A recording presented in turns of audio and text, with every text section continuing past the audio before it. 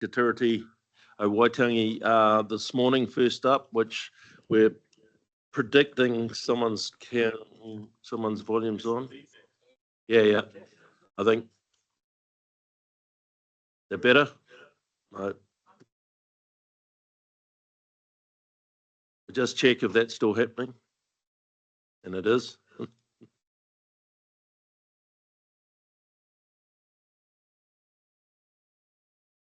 Is it the surface? Must be. It's gone. Yeah, it's gone now. No, it was the extra one up there. So we're in two parts. As I say, we're thinking we'll finish the first part around 1:30ish, with lunch. Lunch will be at 12, and then after that when we finish at 1:30, there'll be a small break, and then we'll start on the PC1 piece. So I'll hand over to Marley to open us up and introduce our facilitator for today and get underway. Thank you. Kia ora, Chair. Me inoi tātou. Whakataka te hau ki te uru, whakataka te hau ki te tonga, kia mākina kina ki uta, kia mātaratara ki tai, he hi ake ana te atakura, he teo, he huka, he hauhu, he hei mauri ora. Kia ora tātou katoa, he mihi mahana kia tātou, kua tai mai ki tēnei wānanga. He mihi anō ki a koe Victoria, e nā koe mō tō tautoko i a mātou i tēnei rā. Nō reira nau mai haru mai ki tēnei kaupapa. Morning everyone. Today's session, as you know, is a really important one. We're taking the time to explore the tiriti or Waitangi, its intent, its principles, and how it applies in contexts like local government. Again, a warm welcome to you, Victoria. Victoria comes to us from Groundwork, and she will be facilitating our session today. Victoria and the team at Groundwork are deeply experienced in this mahi. They deliver te tiriti training to many organisations as well as plenty of councils to build that confidence and capability in applying te tiriti. For us, te tiriti is not just a historical document, it actively shapes the way in which we work with iwi Māori, and how we make decisions, how we give effect to partnerships, how we uphold the responsibilities that are set down by the Crown.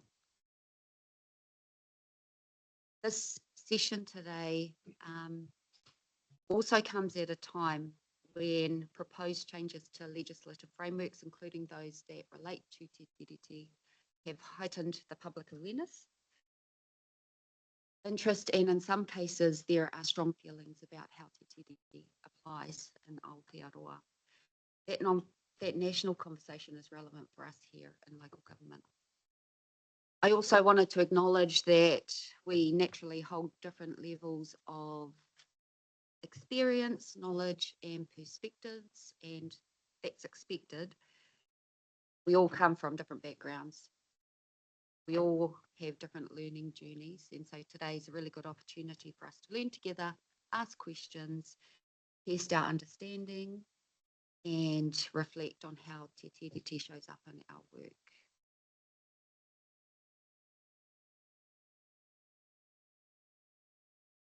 In the coming weeks, months, and years, US governors will consider and interact with a wide range of kaupapa that intersect with iwi Māori, from obligations that we have as a result of treaty settlements, but also general obligations to engage with Māori on a variety of our work.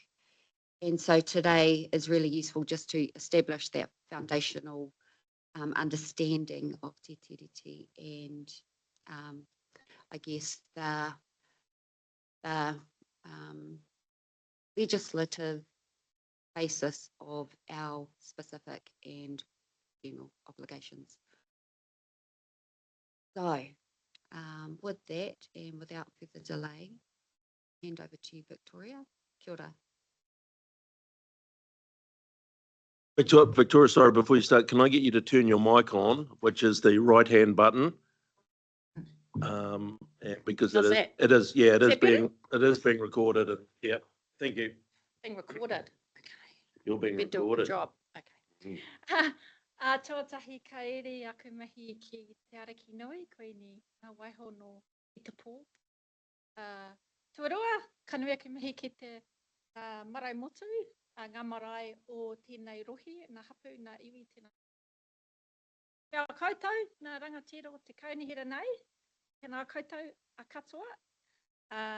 Kia koutou hihi, tātou hihi mai nei, tēnā katoa. Kia koe Warren, te Kia mana o tēnei kaunihira nā mihi kia mea kia Māli kōrua kata, kai whakahaere, tēnei te mihi. Ko ai ahau, no ingarani airani me ko te rana uki tīpana, I whānau mai hau I Tamaki Makaurau, I noho ana auerara i te maru o Rimata Haunga, he Pākehā hau ko Victoria. Good everybody, lovely to be with you. Just started by acknowledging the Queen, the Kingitanga, all the different peoples of your region, all of you, and the people and the places that you came from, to our chair for having me here today, and to Māli and Piata for organising this, and to all of you. Thank you so much for having me here with you today. My name is Victoria Owen. I'm a Pākehā New Zealander. I grew up the road in Auckland, and I escaped when I was about 18. Never been back, and I live now about an hour north of Wellington, at the bottom of the Remataka Hill, if you know that part of the world. I'm very lucky to live there. I've actually got a background in local government. I've worked in regional government and with city councils and for local government New Zealand over my years. So this brings back a bit of memory standing around the council table. So it's lovely to be with you here today. So yeah, I've worked in local government, I've worked in central government, I've worked in the private sector. I've been involved in treaty education since the 90s. Mainly that was in a voluntary capacity back then. But the last sort of 5 or 6 years I've been working on groundworks. We're a very tiny organisation. We've got probably 2.5 FTEs, and I'm one of those. But while we're small, we're busy, and we work with a lot of organisations, as Māli said, health, education, private sector, community sector, and of course, and I'm a really strong believer in local government. I just wanted to say to you too, thank you for standing for your communities and being here. I feel like it's a task that doesn't get the recognition that it deserves. You know, you work really hard and you care about your communities, and I know that there's a lot of positives that come with that, and sometimes there's, you know, quite a bit of negatives that come with that. So I hope that you can hold those positives as you go forward in your next 3 years. For those of you who are coming back, congratulations. And for those of you who are new, hope that you really enjoy your time.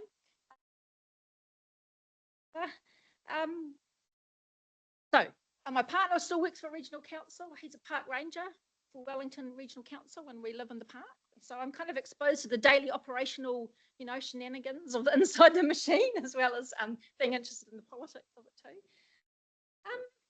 So one of the things too, coming to this work as a Pākehā person, people are sometimes, you know, thinking, well, you know, it's a treaty workshop. How come we've got you, you know, doing this? Isn't the treaty a Māori thing? You know,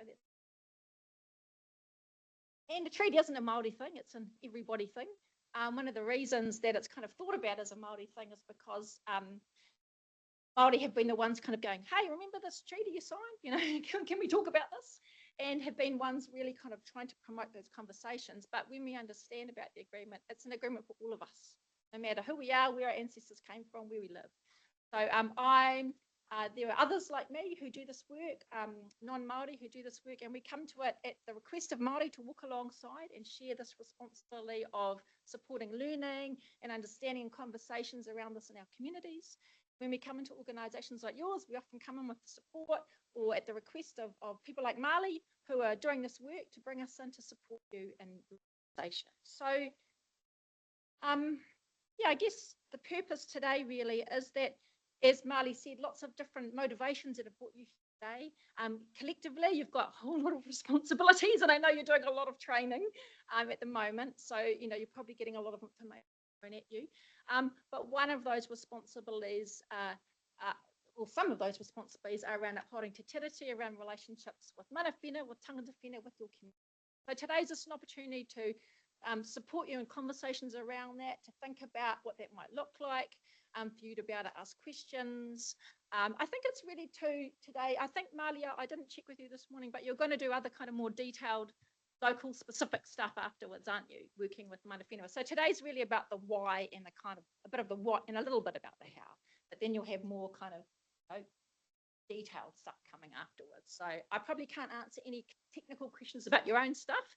I'll have to throw that back to the staff, but I'm here today to share some ideas, some frameworks for thinking about this, our experience and having worked across a lot of different organisations and local government. You're the experts in what you do. I've never been an elected member, so I don't understand, you know, in that sense, the roles that you play, the roles that you carry.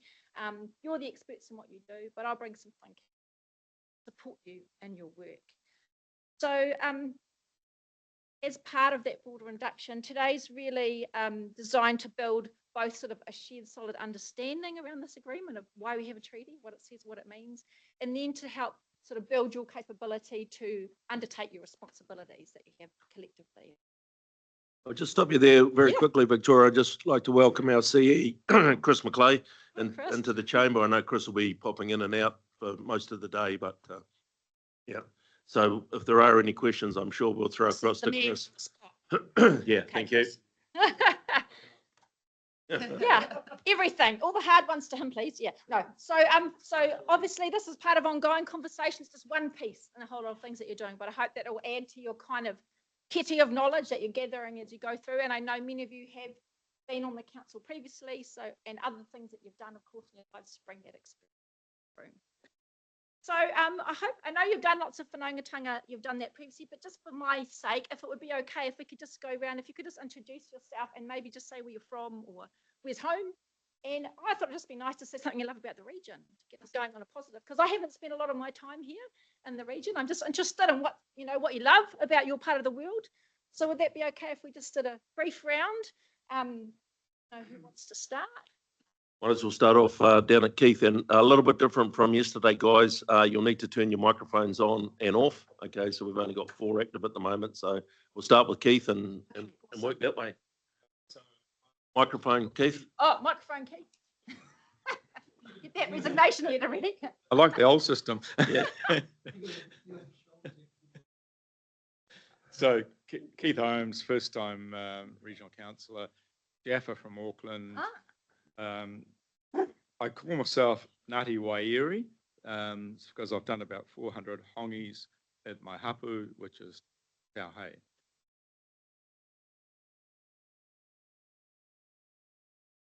Okay, Gary. My name is Gary Maguire, 4th generation early settlers descendant from the Ganges. The Ganges sailing ship that landed in Auckland 14th of February 1865 at 7 p.m.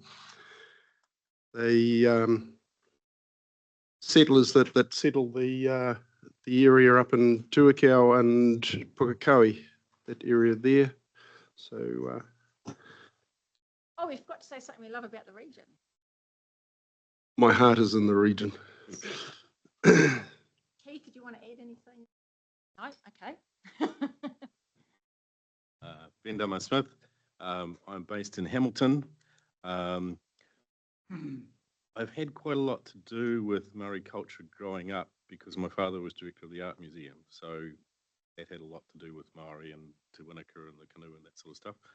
And was interested early on to learn about the history of the region.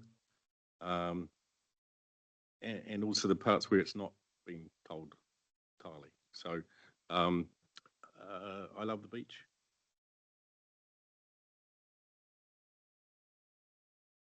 Mike, please, Noel. Yeah. Welcome home.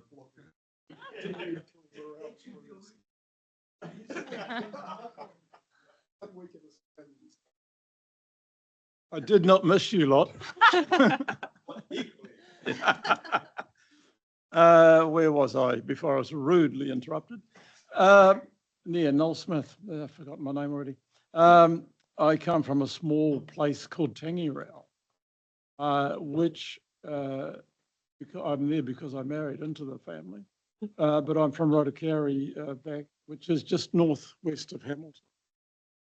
Family's Rotakere, my wife's from Tangirao. And they bought the land directly from Tapuia 108 years ago. And we have the Tangirao now named Waikiri Marae across the road, which we've had an extensive relationship. So this is my 7th term on a council. 5 as a district councillor, and this is my 2nd, although I think maybe last, by the things are going around the table. And what do I like about the Waikato? Well, I still live here, I suppose. So, and I did come back from Australia, which was nice and warm, fine, lovely. So, well, New Zealanders, New Zealanders. I raised the IQ of New Zealand by coming back, I believe. So, anyway, I will leave it at that. And what did you love? What did I love? Still here. I came back. Isn't Yeah. that enough? I'm glad this is not the comms team for the region so far. So now that I have been rudely interrupted, I pass to Angela. Thank you, Noel. Kia ora, everyone. Angela Strange, 3rd term councillor representing Hamilton, Kirikiriroa. I was also brought up in Auckland, lived in South Auckland, Manurewa. Yeah, and have lived in Hamilton for almost 20 years now. So, yeah, great place to live, work, and raise a family. But yeah, yeah, really love living here. It's yeah, great place to live. So.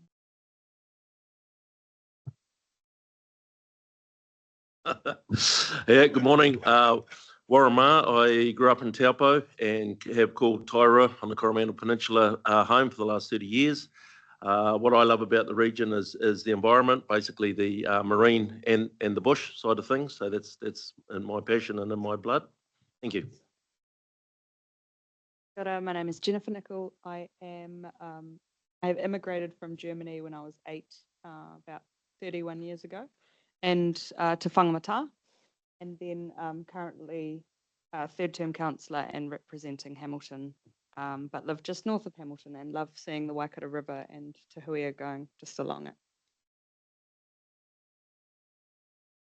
Oh, I won't be doing that. I won't be doing the age yet. Morena everybody, ko Liz Stolwick tōku ingoa, and ko o Halpo Aho. Ruawai is my birthplace up in the far north. Not many people know where that is, but maybe a couple do.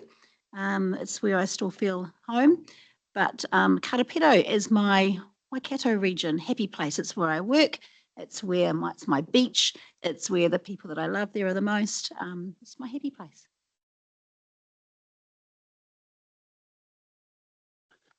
Gary Raymer, 1st generation New Zealander, so Dutch immigrant parents. Farmed throughout the Waikato all my life. Born in Otaronga in a little community called Tihiroa. So the first school I attended was actually just newly converted native school. And so I really enjoyed that place, and still, it's funny, where you're born and where you grew up is probably where your heart is. And even though I've lived in Cambridge for 30 years and moved, as I said, throughout the Waikato, Otaronga still feels like home.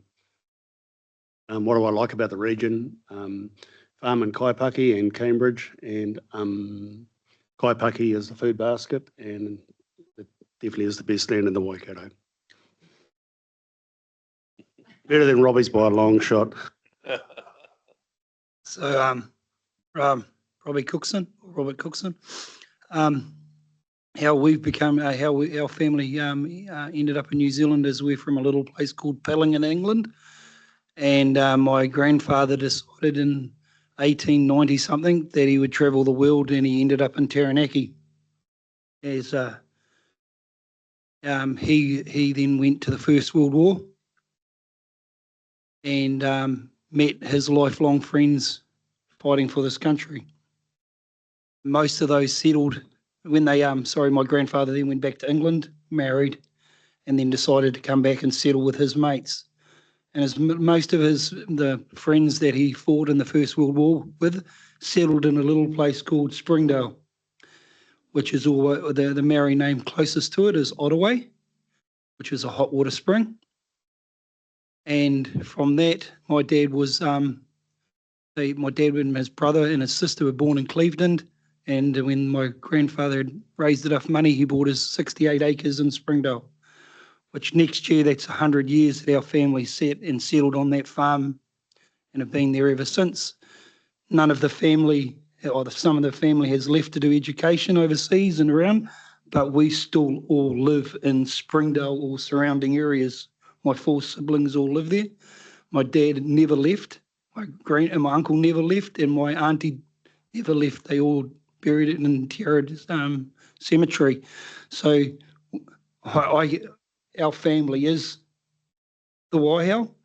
My family have had huge governance roles through the Waihau, through dairy companies and flood protection, river schemes, all sorts of regulatory bodies. I was born in Te Araha, never left Te Araha. I've never had a job outside of Te Araha. So I don't know what else I'm going to say. When my father and my grandfather, they settled in Springdale, they said they've moved to the best place in the world. And to do with iwi and stuff, my dad had great relationships with iwi. Our family has at least many marae properties and managed it for them over the years in Te Ara and Paua, or with a Turahia. I can remember as a kid going out and mowing hay on Maori lease land all around our region. So we always had, my dad had really good relationships. So yeah, I don't know what else to say, but that is. Lenny. Ko Chris McLeod, born in Whakatane, so the Whakatane River in Rangataiki was my white-baiting river. Patuaki was the mountain that was nearest, but I live in Nahanapuri, it's my coast.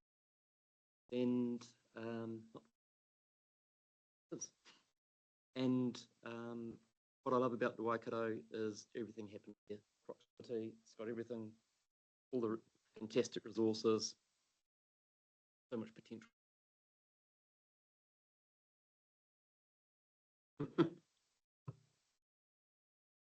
Thanks everyone. Awesome. Thanks for sharing that. Just nice to know for me at least who's in the room and a little bit about you all and different experience. So today, as I said, so thanks to those who managed to squeeze in the South Coast evening. I know that's a really tricky thing to do. You're so busy. You probably have jobs and lives as well as council, as well as induction training. So for those who did, thank you. I hope that you found it interesting and useful. And remembering that that's quite a short overview. I think it was 2.5 hours. Yeah, 1,000 years of history. So it's a lot. But and just to remind, if you haven't had time, you have access to it for 6 months. So you're welcome to go back and have a look anytime that you like. So the purpose of that, as I said, that sort of first section was around understanding Te Tiriti, what the historical kind of context. Why do we have a treaty? What does it say? What does it mean? The idea of doing that prior to coming is so that we can kind of move a little bit further today in terms of what does it mean. But I'll go over that a little bit, just because I know that not everyone had the opportunity. So today it's really about your context. What does this mean for local government? What are some of your responsibilities? How can we support you to fulfill your responsibilities? How can we help build your capacity? How can we make it a good experience for everyone that's involved? So that's a little bit of what we're here today. It's a learning opportunity, so please, questions, comments, anytime, really, really appreciate that. And Warren's already been through the time. We'll see how we go, whether we need a 5-minute break in an hour or something, whether we can make it through till 12, but we can decide that. I just wanted to start by looking at, grounding us with your vision. Waikato Mārohirohi, Manaki Whenua Whakamana Tangata, the mighty Waikato, caring for a place, empowering our people. And utility is a really important way of supporting you to achieve those outcomes. into achieving, the multiplicity of plans and programs and work and things that you have happening and across the council. And I just wanted to touch briefly on your values and ground us in those to guide us today as we go through the workshop together in our discussion. I really like these. Be responsible, respectful, and do your best. And I'm hoping that that will guide us today. I'm just going to start with a little activity. And if you can see that image on the screen, I know it's hard, there's so much going on, it's hard to all be kind of present in the space. But if you can, there's an image on the screen, if you can see, of a wave. And it's a tool that was developed to support conversations where there might be quite different and strongly held views about a subject, which can be the case for the subject of Te Tiriti o Waitangi. So we've got a number of people in a range of different positions. So if you look on the far right, people who talked about the beach, I know you've got good surfing beaches in this region. How do you think our surfer might be feeling about now, riding high on that wave?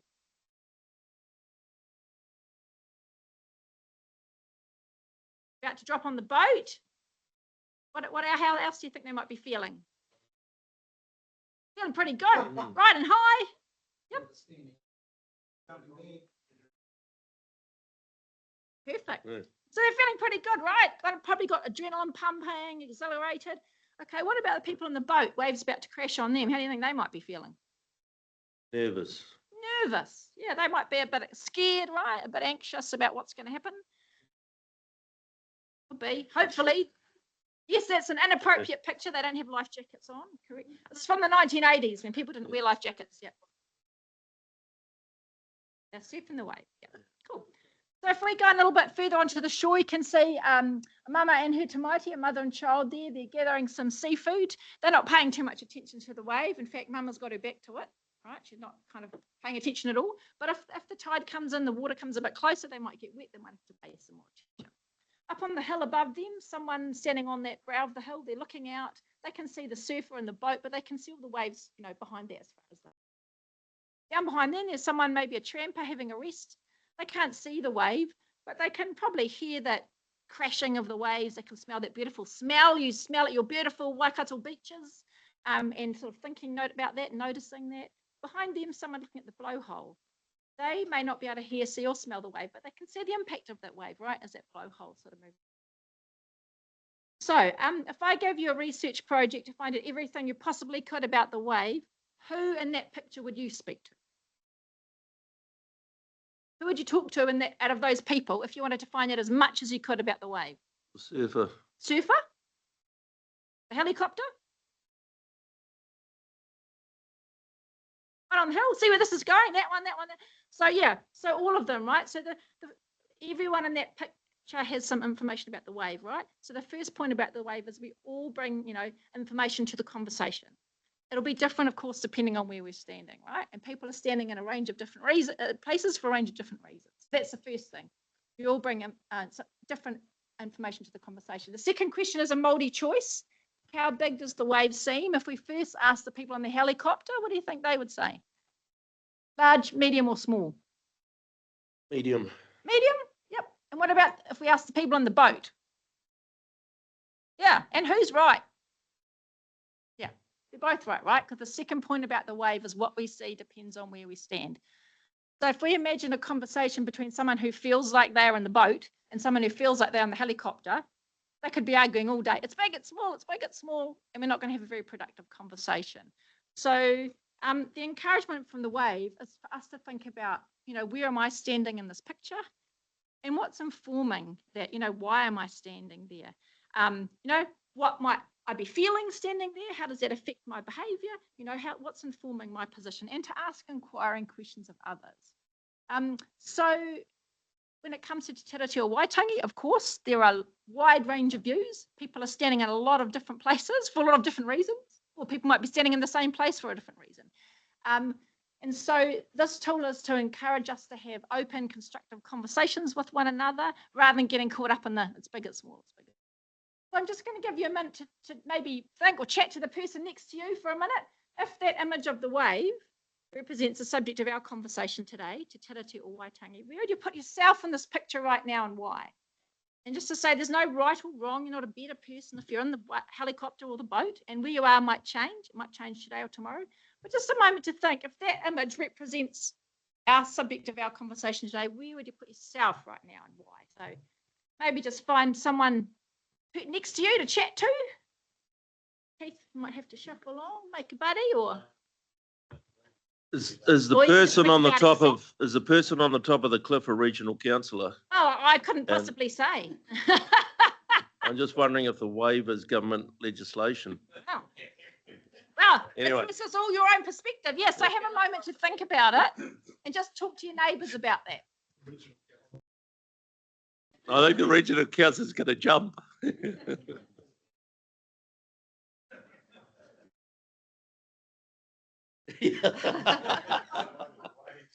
Yeah, black shirt, you're right. Should have said it.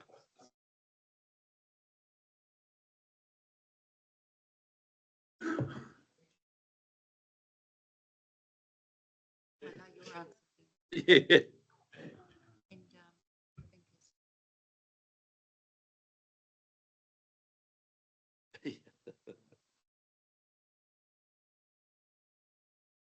Yes, this morning.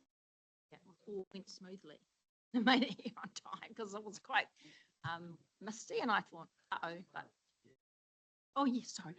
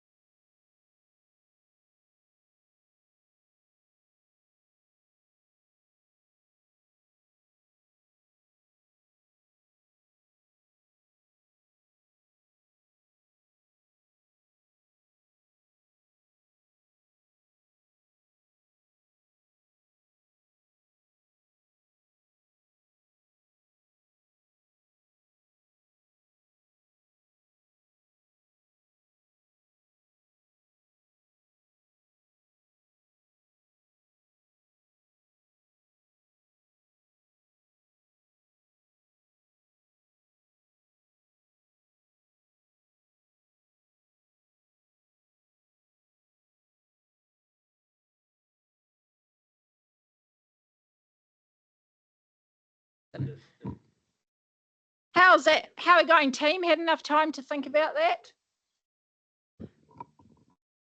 Anyone want to share about where they found themselves on the wave? Right, what's your strategy, Chris?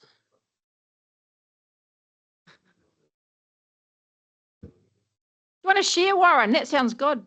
Want to share what you're saying about where you are on the wave? So just talking with Marley, we were probably identifying as that person on top of the cliff. I look at the person on the beach with their back to it, and if I'm looking at the wave as to Tiriti and the legislation attached alongside that, we're not the person on the beach with our back to it. We're well aware of it. I potentially see the government sitting up in the helicopter, basically going, "Hey, you guys need to be dealing it. We're high level and." We've signed it, but that's the end of our role as far as they consider. So that was sort of our view on it. And then there's people down in the boat that are worried it's going to take over everything, I guess. That's sort of how I looked at it. Awesome, thank you. Anyone else got any thoughts you want to share?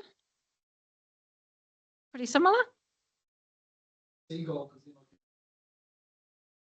Crap on everyone. Yes, I knew that bit was Yeah. coming. That's right. Yeah. Ah. We do.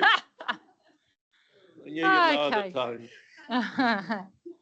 Awesome. So just ask you to kind of think about that as we go through the conversation, just to reflect. Maybe I know where you're standing in that picture. You might want to, talk with your colleagues about what they're seeing from where they're standing, because we are standing in different positions. I mean, we really want to have a constructive kind of open, conversation about this. And this is just a tool to support this. It can be used in any context where people have strongly held and differing views, which I'm sure never happens at the regional council.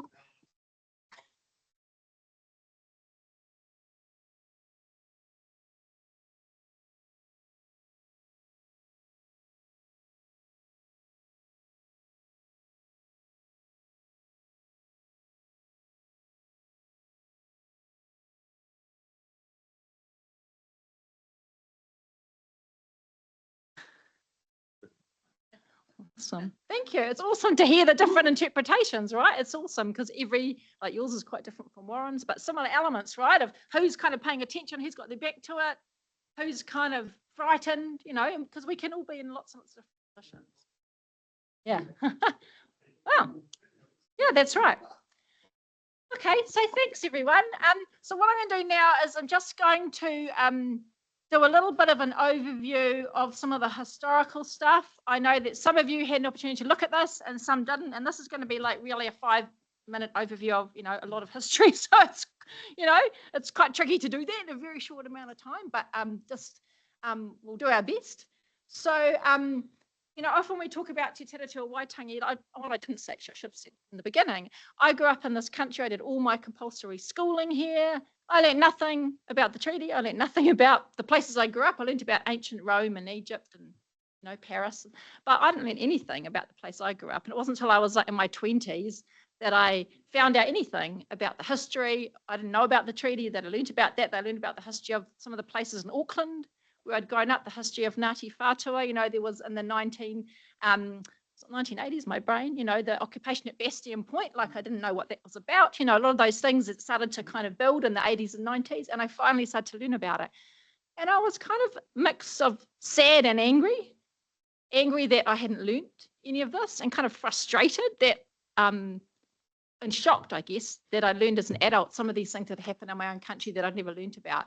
And so that's the case, not the case for everyone, but that's been the case for a lot of us in this country because we haven't had, our schools don't really teach this. It's just been in the last 2 years some introduction of a curriculum around this.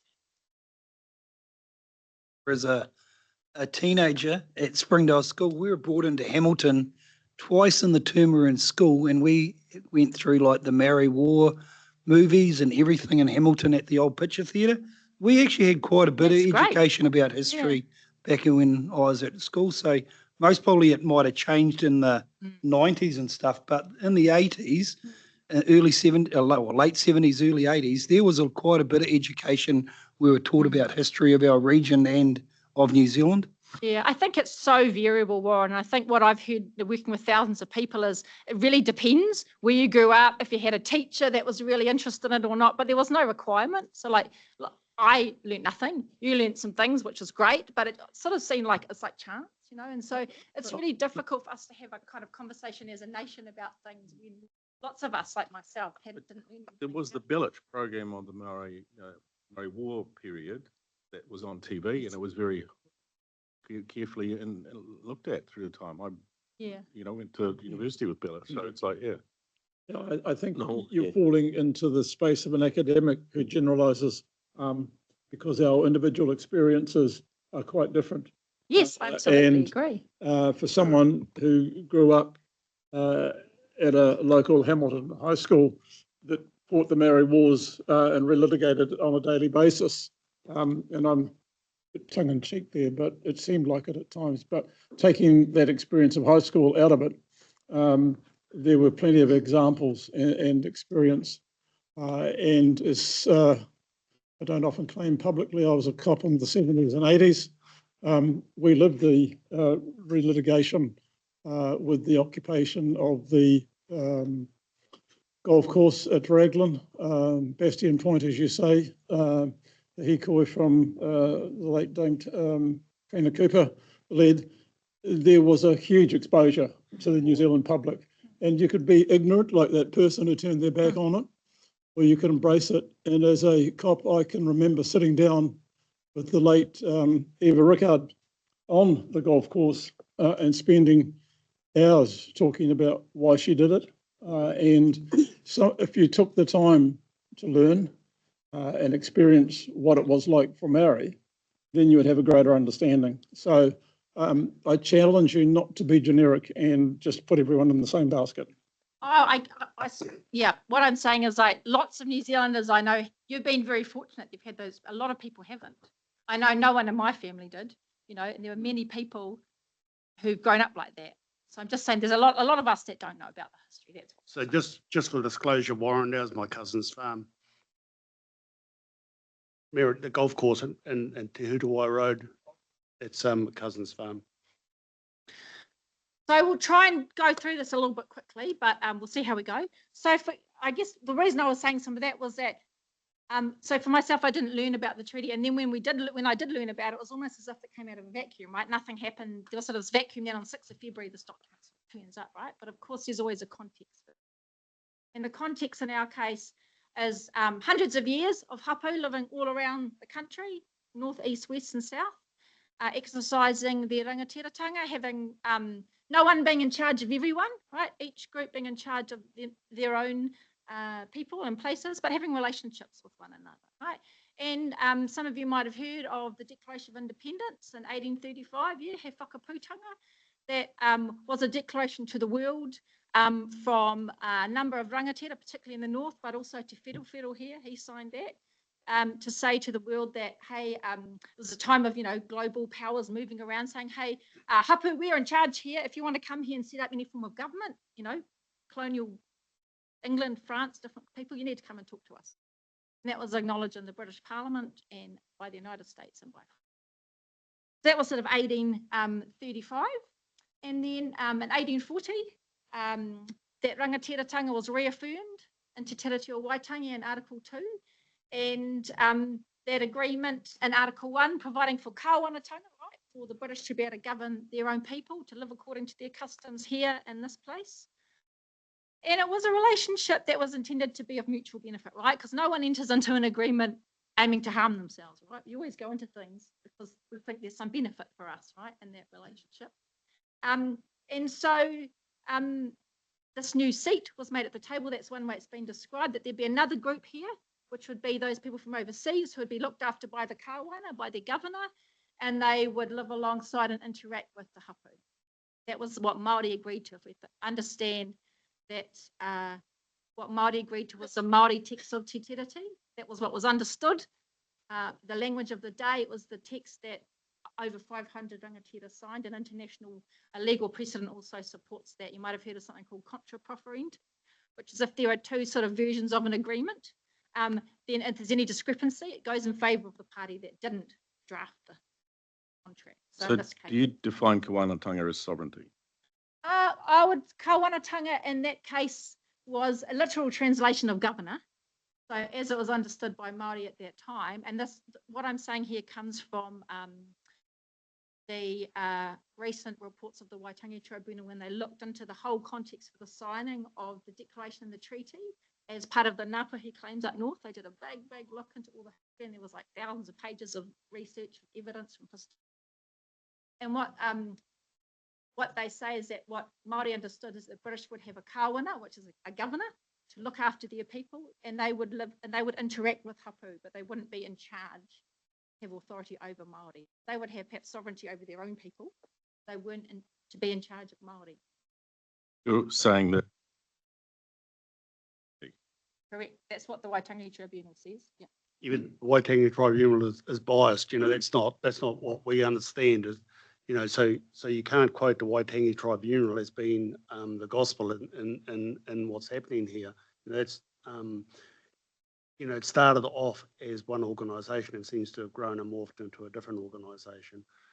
And can you also just, for my reference, reiterate what you just said about what if where's favour for on who didn't sign? Oh right, yeah. So when there are when I was growing up, so I didn't learn much. When I did, we were sort of told that there was this discrepancy. The English version said one thing, the Māori version said one thing. It was all too difficult,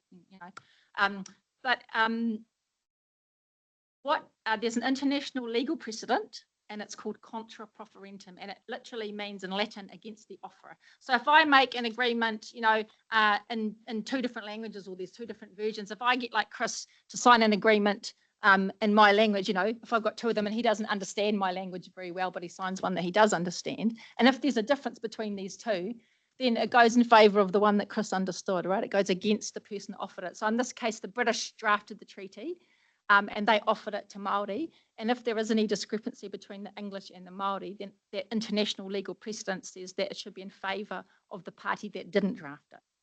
In this case is like, the Indigenous party. So how many versions of Te Tiriti are there? Because my understanding is there was more than one version. So they and everybody signed it, and it was distributed far and wide. And there's also a discussion whether the South Island Tribes Ngāi actually signed Te Tiriti. Yeah, there were different sheets. So there were a number of sheets, different basically copies that were taken around. So the first one was signed up in Waitangi on the 6th of Feb, and then someone hand wrote copies which were taken around the boats to different places around the country. And they said in most places Māori text was taken. In some places like Port Waikato here, only an English draft was brought, but all the conversation around that too was in Te Reo Māori because that was the language that people spoke. So these concepts of kāwanatanga and rangatiratanga were the concepts that we discussed.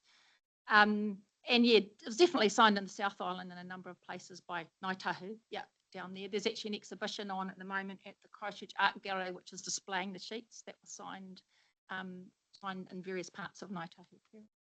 So do you have the Port Waikato, the Littlewood Treaty? Is that part of the training today?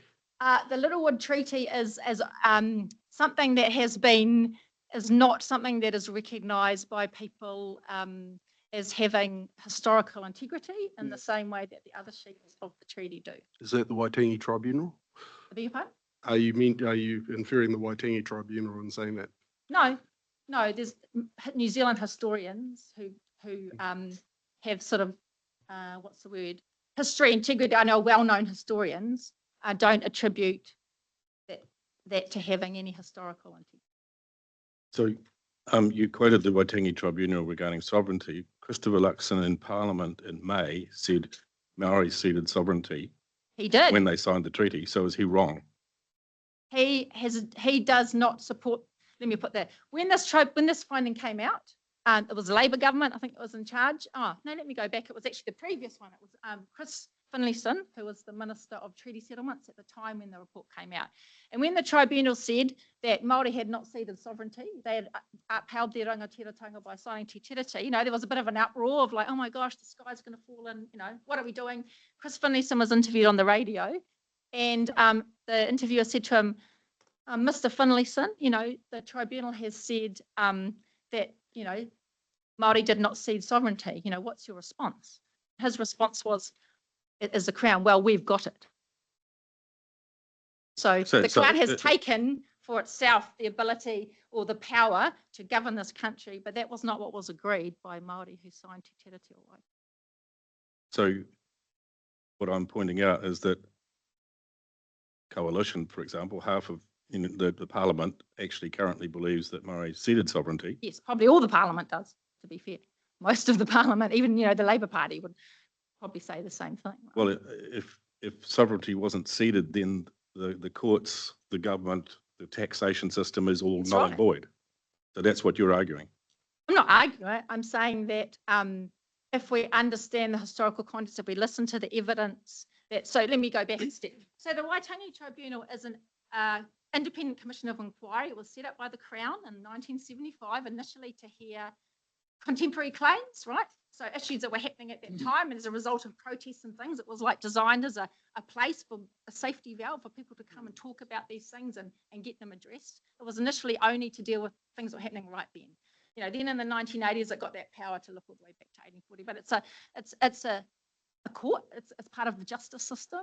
It's an independent commission of inquiry, and its members are appointed by the Minister of Justice. It's a commission of inquiry. It doesn't have legal status. No, that's right. But as part of it sits under the justice system as an independent commission of inquiry. That's right. And it has the ability to make recommendations. The Crown doesn't have to do what the tribunal says, and there's a lot of research that shows, I think, less than 5% of the tribunal's recommendations have actually been I just wanted to establish your starting point here is that Maori did not cede sovereignty, and therefore that's your starting point for this.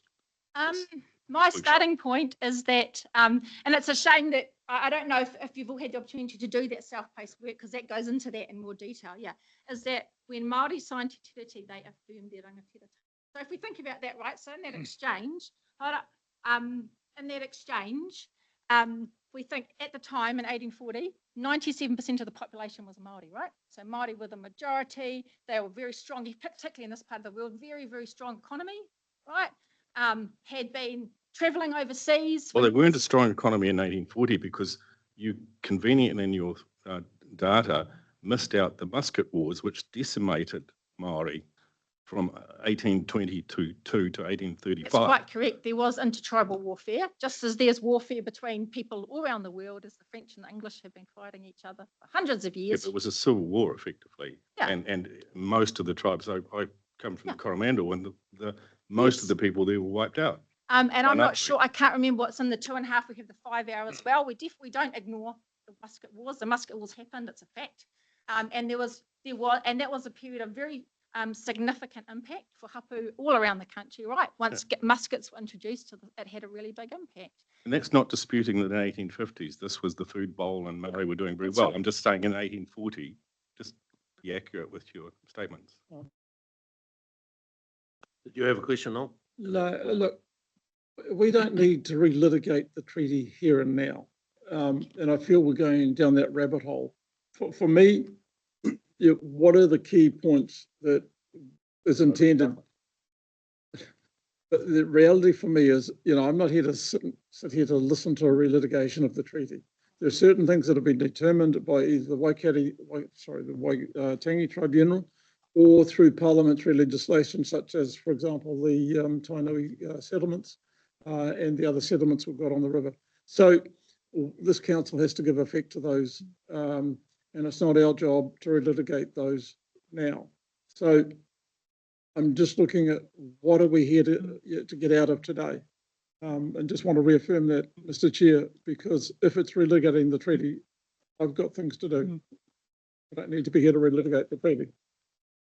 So in our agenda, we've got 3 other points under there that aren't relitigating the agenda, the treaty. So I think it's probably time to move into that space. Let's please do that.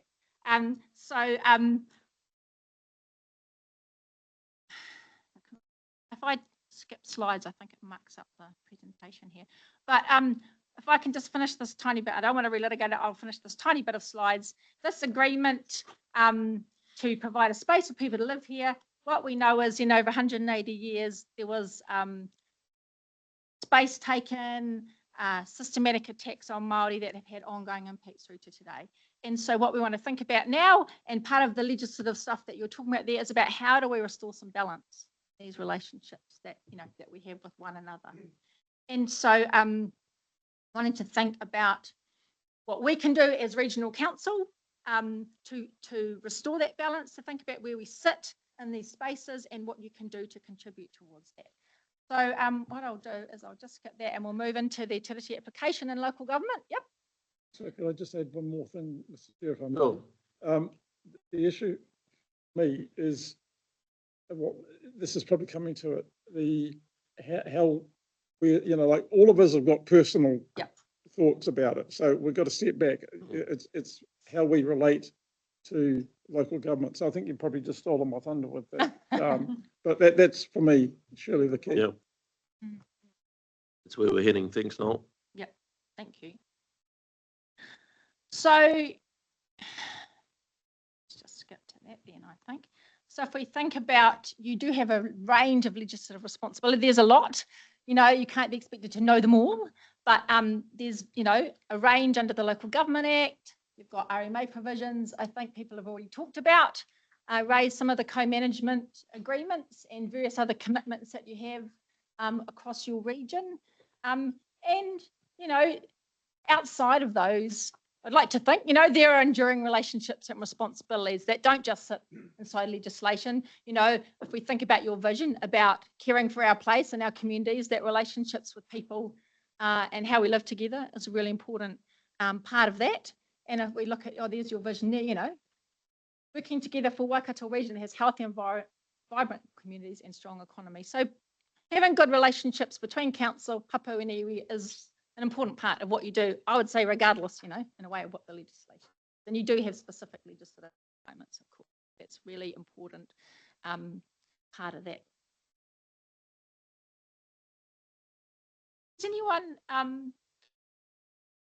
as part of the training people are going to do next, kind of diving into a bit more detail around those specific things, sort of, Harley or others? Kia ora, Victoria. Yes, so today is really the foundational step. But through the course of probably early next year, we'll start having hui with our river iwi partners and other iwi throughout the region. We'll be talking about things like treaty settlement obligations, as well as other things that are coming down the pipeline for the regional council, like mana whakahonua rohe agreements. And just around the corner with RM reform, we will have to take a look at, what that means in terms of our existing treaty settlement obligations and how it might translate in this new space. So there's quite a bit to discuss with council in the coming months. So the other issue for me is the partnership stuff. As you know, we've got a very vocal group of people in the lower Waikato north with the river and the issues in relation to the schemes and drainage, etc. And there's a large sentiment amongst that group and many others, and I stress many others, that feel the partnership is unbalanced, and because one partner asks or requests something, it shouldn't be automatic. And in their perception, it seems to be automatic that council rolls over and agrees to whatever the other parties want. So it's a matter of rebalancing that, certainly if it needs rebalancing, but if it's not rebalancing required, that the perception is changed, so that the messages go out that it is a partnership, not an unbalanced partnership. So that's probably where I see important for my constituency, that the rebalancing of the perception is met. It's useful to hear these specific, pieces of work that we're already thinking about will intersect with our iwi relationships. So thank you for identifying those things.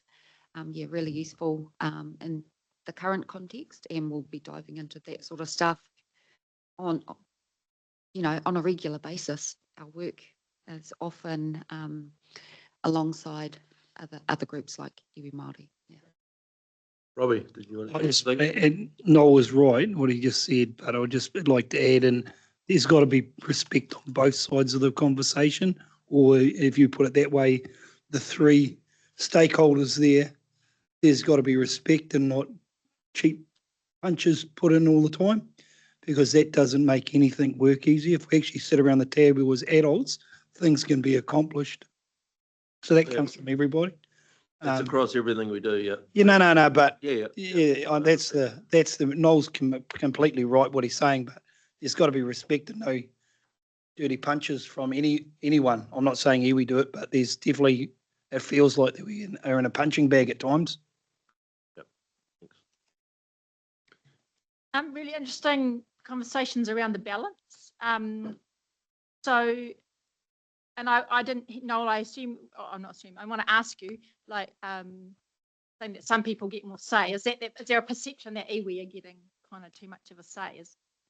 Amongst our landowner who are involved in water issues, particularly as it relates to the economics of their businesses, absolutely. And Robbie and I have been heavily involved in the water drainage space, and we've felt like punching bags.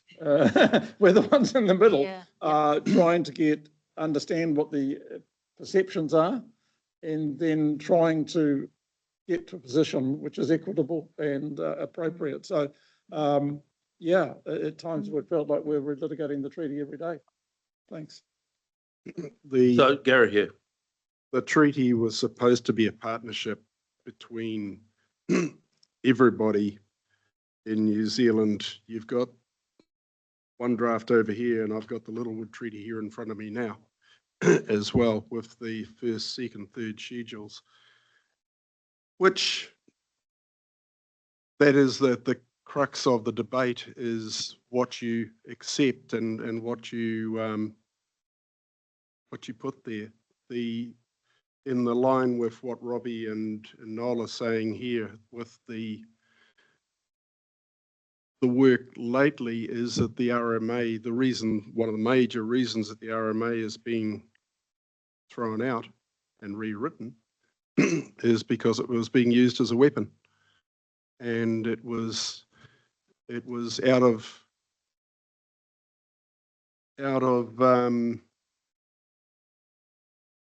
taking it out of context. The RMA was supposed to have been a document to bring about good decisions and good management, but there just seems to be that there is a one-sided stack up of history, and in a lot of places a rewrite of history that is going on, and that's what people are concerned about. So to sit in a room like this and to be, this is what it is,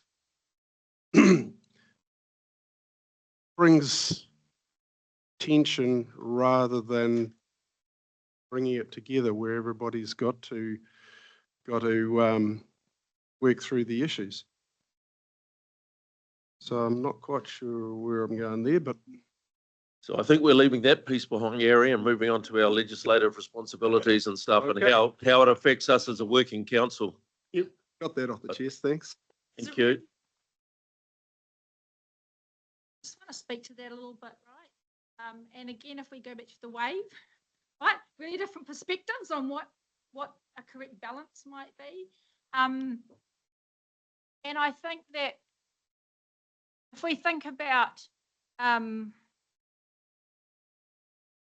know, what happened here in the Waikato, and the significant change in land ownership that happened from, you know, the 1860s onwards, from the Crown engaging in war against Waikato because they wouldn't submit to the Crown's authority, essentially, and that, you know, the establishment of the kingitanga in 1858 was as a response to, you know, you've got this beautiful, like you talk, this beautiful land, this fertile land, settlers, and this is not to blame the settlers, but the settlers came here, they were promised access to land, right? They left their homes and the other parts, they went on these horrendous ship rides, you know, for however many weeks and months. They came here with this promise of land, and Waikato didn't want to give up all their land. They didn't want to, because they'd seen what happened to other iwi in the north, and were like, well, we don't want to lose, you know, our economic base, our connections. They wanted to hold land and have more control over, you know, the immigrants that came here.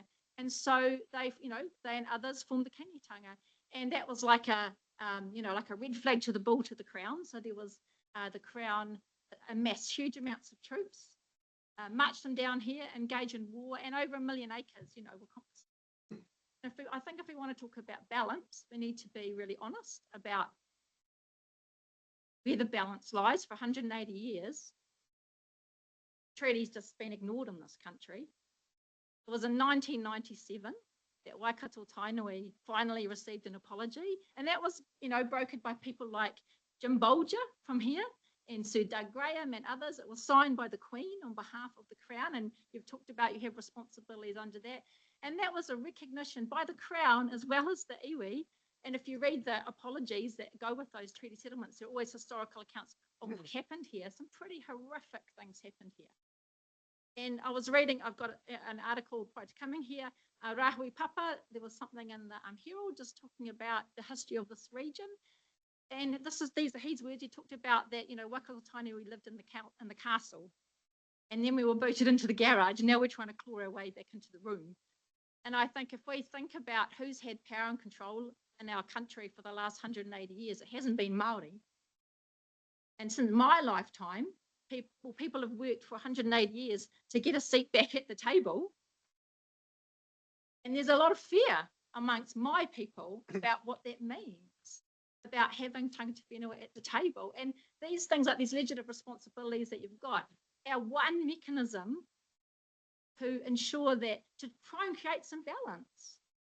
There's been very little over the last 180 years. And I know that lots of people don't like the way the RMA works. There's a lot of problems with the RMA in general. And there's this perception that things have gone too far, you know, towards Māori rights. But if we think about, you know, if you look around this table and think about who's still making the decisions about these things, you know, we don't have balance in this society. And part of the reason it might feel, you know, it feels like this is so challenging is because this is relatively new, right? We're going through like almost like a a massive tectonic plate shift in our country in my lifetime, right? When I grew up, no one spoke Māori. In the places I grew up, and it's not where you grew up, it's my experience, no one spoke Māori. We didn't learn anything about this. There was nothing kind of public where I grew up. There's changed. I got on the Air New Zealand this morning and they said kia ora. And I was like, awesome. We live in this country. Isn't that great? And this is an intergenerational shift, and it's not easy for us all, right? It's difficult. People don't like, no one likes change. People don't like change. It's difficult. But I think, you know, you've come here because you care about your communities, and being part of this council, you have these responsibilities. Like people say, whether you like it or not, you've signed up to be here. This is the responsibilities of local government in this country, is to hold relationships with iwi, with tangata whenua. And it's much, you know, it's really difficult to have those if we are frightened and angry at each other, right? We don't trust each other. You know, we think about what makes for good relationships, right? Listening, sharing, connecting, respect, absolutely. Respect.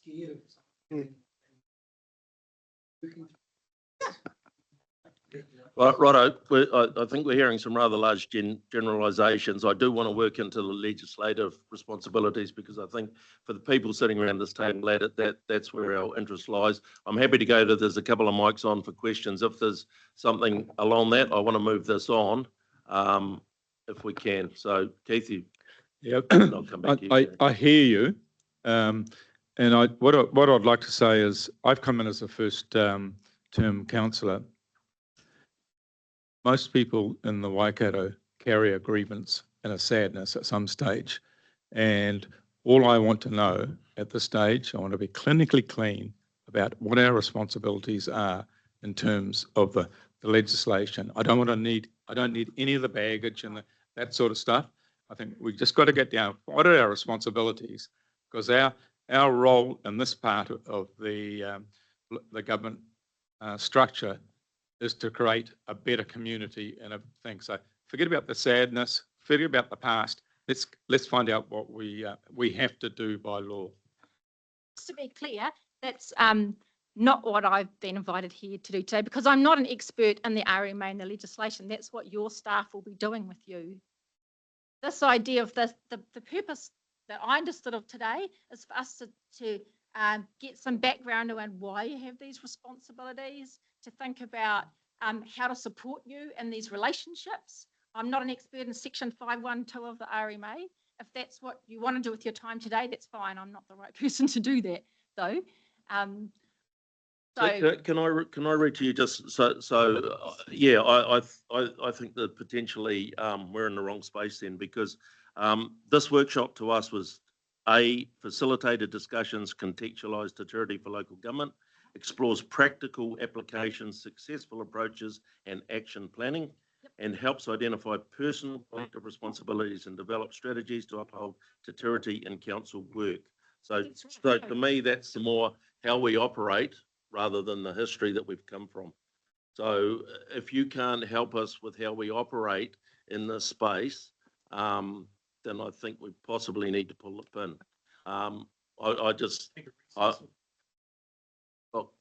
Yeah, I'm happy to, yeah, maybe it is a good time to take just a bit of a recess. We'll adjourn for 10 minutes. I'll just have a bit of a discussion with Marley and Victoria, just where we are around this space. Because I think there are some benefits to get out of it, but I'm not totally convinced that, yeah, what council thought the idea of this workshop is, and potentially what you've been employed to do is on the same page. Thanks. Yeah, we'll come back at, say, yeah, 10 to.